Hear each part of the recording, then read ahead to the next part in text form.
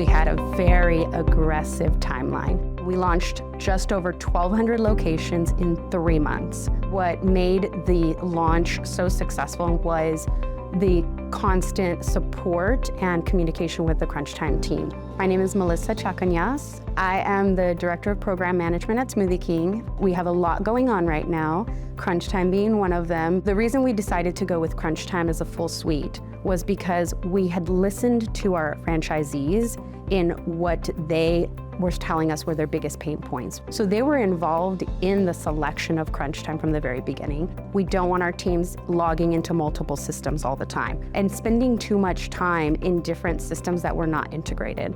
So having the full suite was just really gonna take a lot of that off of the operators, have a one-stop shop where all of their daily processes can be tracked, managed, and just make for a more efficient shift.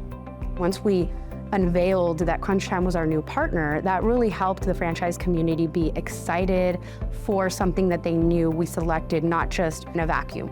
On our legacy system, we were only at about 30% adoption on scheduling. Even though we had a system and solution for them, they just didn't trust it. Now with Crunchtime, we're at over 70% adoption, and again, we're at the very early stages. The fact that we're already seeing such a high adoption with Crunchtime labor is huge. We're also seeing that efficiencies are already, from a counting standpoint, the mobile app has been a huge win for us. Our teams absolutely love it.